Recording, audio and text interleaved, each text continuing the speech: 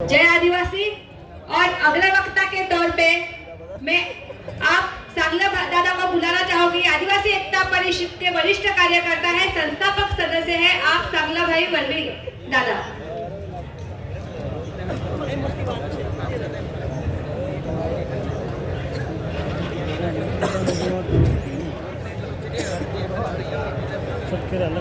सबको आपकी जय। मेरी जो बात होगी आप लोगों ने यहाँ पर सभी तरीके सुने। मैं आदिवासी एकता परिषद का वरिष्ठ कार्यकर्ता होने के नाते मैं सिर्फ आदिवासी एकता परिषद के तत्वाधान में बात रखूंगा कि ये जो 33वां सांस्कृतिक एकता महासम्मेलन, तो हम 1, 2, 3, 4, 5 करके अब 33वें साल में पहुंच चुके हैं। यहाँ पर जो जितने भी साथी आते हैं सभी क्षेत्रों से आते हैं। एकता परिषद से कोई न कोई उम्मीद लेके आते हैं, ये निश्चित बात है। पर जैसे एकता परिषद जो चाहती है आप सब लोगों से समाज को बचाना, कोई भी तरीके से बचाना, उसको राजकीय तरीके से बचाना, सामाजिक तरीके से बचाना, आध्यात्मिक तरीके से बचाना, ये सब कोशिश कर रहे हैं। तो मैं जो बात बोलने वाला हूं, हम कोई जोड़ने के लिए एकता परिषद के कार्यकर्ता घर घर जोड़ने के लिए कभी कतई निकले नहीं है, ये बात सब जानते हैं। फिर भी आप लोग यहाँ पर आए हैं, इसका अर्थ ये है कि आप एकता परिषद पे उम्मीद रख के आते हैं, ऐसे कोई नहीं आता है। तो मैं हमेशा ऐसे छोटे बड़े शेर से अपनी बात को चालू करता हूं कि इतने साल हो गए, हम कहीं कहीं बिखर गए, किसी के हो गए, जिसके नहीं होना था उसके भी हो गए। तो आते वक्त आप लोगों को कैसा लगता होगा कि अभी सब छोड़ के न यहाँ अपने घर में आके बैठने का कैसा लगता होगा। तो ये जो बात है, कई सालों से अपने इलाके में अनेक ऐसी विचारधाराओं का आक्रमण हुआ, जिससे हमारी जो असली पहचान है वो खत्म होने की तादाद में या कोई खत्म ही हो गया है। यानी वैचारिक लेवल पे हम समाज के लिए जीरो पे आके खड़े हो गए, स्थिति में भी हम लोग आ गए। तो ऐसे में एकता परिषद के साथ जुड़ना यानी क्या? कोई घर को जोड़ने के लिए नहीं आएगा, पर एकता परिषद के तत्वाधान में जुड़ना यानी क्या? तो यहाँ पर प्रकृति सुरक्षा की बात आती है।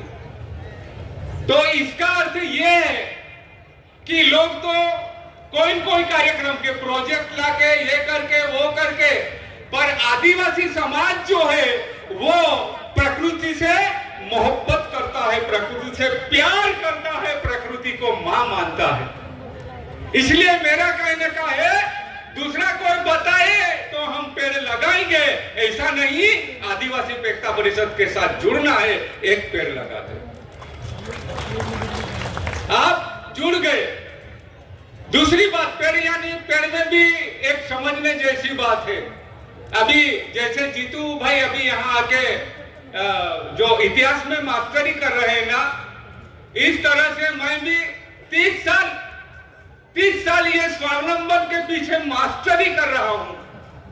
एक बार डॉक्टर लोगों ने अपने डॉक्टर यूनियन ने मुझे बुलाया और वो लोग मुझे बोलने लगे कि सांगलिया भाई, अपने इलाके से कुपोषण दूर करना है तो क्या करना चाहिए?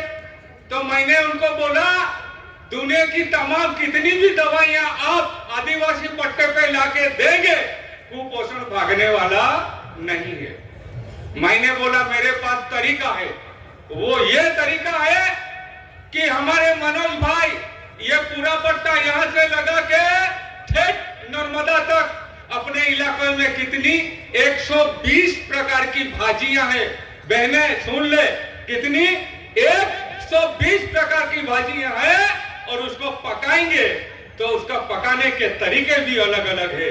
और जो इस शरीर को चाहिए तमाम तत्व ये धरती से मिलने वाली चीज भाजियों के जरिए शरीर में जाएगी, कुपोषण भाग जाएगा। और रही फलों की बात, अभी अपने इलाके में फल सब खत्म हो गए हैं, तो मैंने बोला हमारे जो लोग हैं केले का ना नहीं जानता, अमरूद खाना नहीं जानता, सफरजन खाना नहीं जानता, और ये दुनिया वालों ने इतने लूटे हैं हम लोगों को कि हम केले भी नहीं खरीद सकते, अमरूद भी नहीं खरीद सकते। बाजार से जाते पर हमारे खिस्से में कुछ नहीं होता, तो खरीदेंगे कैसे? तो मैंने और आप सब लोगों को मैं बताता हूं, फलों के पेड़ लगाना चालू कर दो और सब सब्जियां खाना चालू कर दो, कुपोषण गायब। कोई बाहर से भगाने के लिए आएगा तो नहीं जमेगा, नहीं तो धीरे धीरे हम टट्टू हो जा रहे हैं। टट्टू होने के साथ में ठिंगने भी होते जा रहे हैं और उम्मीद करेंगे लड़ाई करने की, तो कहां से लड़ाई करेंगे? तो ये जो स्वावलंबन वाली बात है, स्वावलंबन। तो दूसरी जो बात है कि आप ये कार्यक्रम चालू कर दो। दूसरी बात है, अगर आपको आदिवासी एकता परिषद के तत्वाधान में रहना है तो इलाके की तमाम परंपराएं, यहाँ की अलग परंपरा है, हमारे यहाँ की अलग परंपरा, राजस्थान की अलग परंपरा है, झारखंड की अलग अलग परंपरा है, वो परंपरा को कबूल कर लो अपनी परंपरा को। एकता परिषद के साथ जुड़ गए और एकता परिषद के तत्वाधान में आ गए। ये सिंपल बात है, पर कोई छोड़ने के लिए तैयार नहीं है क्योंकि बहुत ऊपर चढ़ गए हैं। तो समझने जैसी बात है।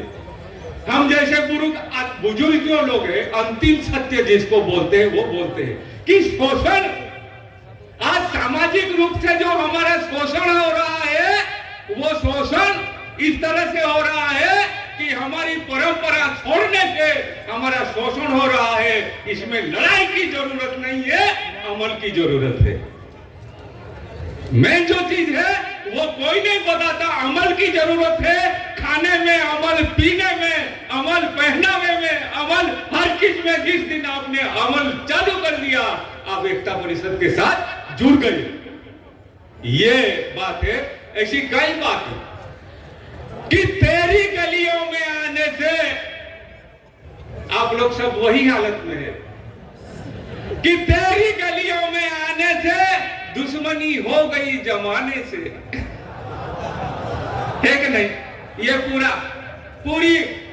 पूरी पार्टियां, पूरे पंथ, पूरे धर्म जा चुके हैं ना। तेरी गलियों में आने से दुश्मनी हो गई जमाने से और तेरे कदमों में झुकने से दोस्ती हो गई जमाने से।